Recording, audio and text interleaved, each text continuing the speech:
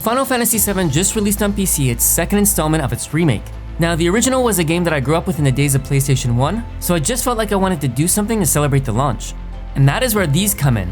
These are Final Fantasy VII adorable art figures. They're basically chibi versions of the Final Fantasy characters, and I'm gonna make an epic diorama for them. So let's get started. Hey everyone, future me here. I may have put on my Icarus wings and flew a bit too close to the sun. So let me explain a few things before I show you how I built my so-called epic Final Fantasy VII diorama. Now, I've made a few dioramas before. Anything from wood bases, to floral bases, to basic clay bases, to even setting up most of my display cases with prop-filled dioramas. So most of my diorama experience was basically getting pre-made props and placing them in a scene with the occasional modification. But I wanted to break out of my shell, and I was after my next great masterpiece. And all I needed was a scene where all 5 of these characters are in it at the same time.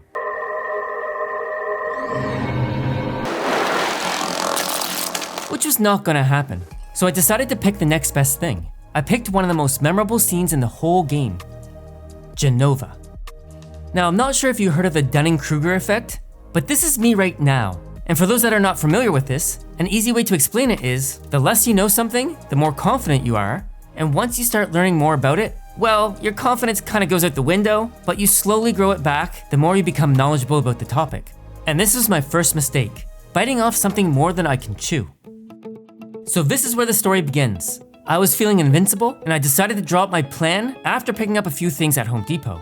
Now, this was my first time using XPS foam. Now, cutting XPS foam in straight lines is pretty easy, but gluing it together for the first time, not so much. I probably should have watched a video on how to do this before I started, because if I did, I wouldn't have made mistake number 2, which is using Mod Podge to glue XPS foam together.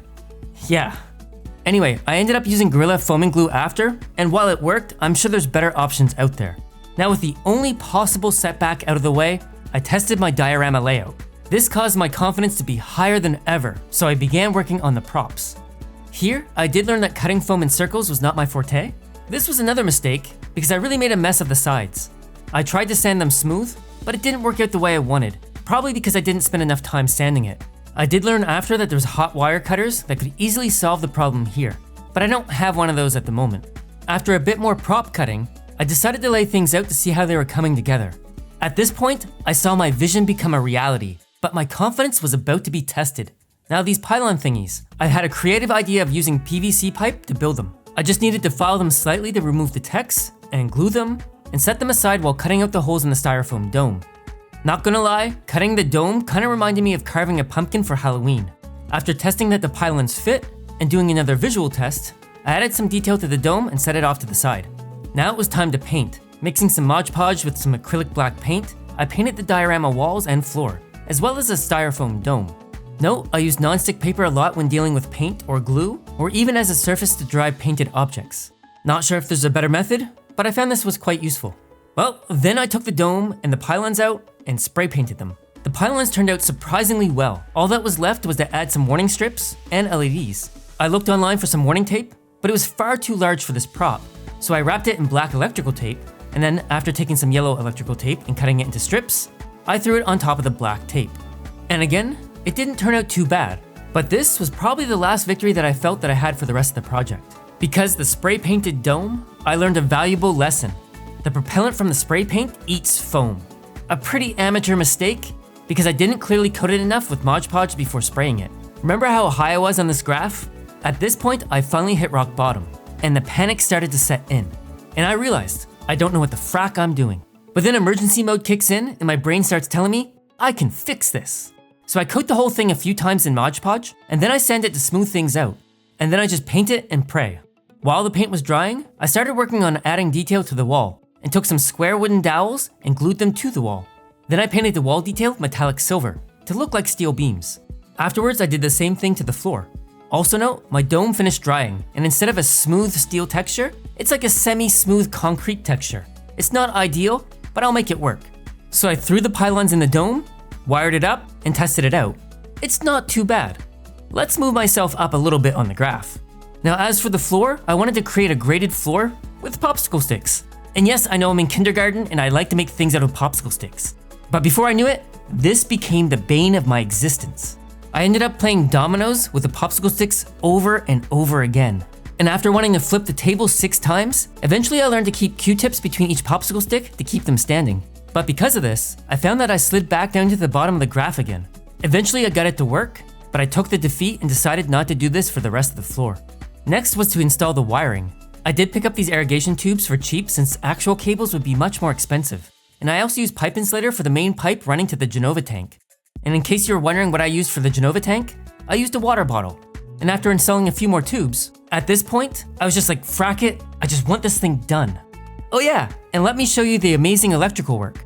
I taped everything. This is my first time using LEDs this way, so I don't have a soldering gun. But to my surprise again, the LEDs worked. So I moved myself 2 steps up on the graph.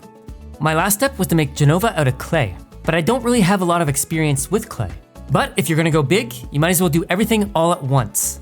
That way, you don't fail 1 time in 5 separate projects, you fail 5 times in a single project to gain experience faster, or something like that. Okay, that's not advice, don't mind me, I'm just gonna take my 2 steps back. Also, I just realized I should have made Genova chibi to match the other figures. Oh well, maybe next time. But with all the blood, sweat, and tears, this is the moment you've been waiting for.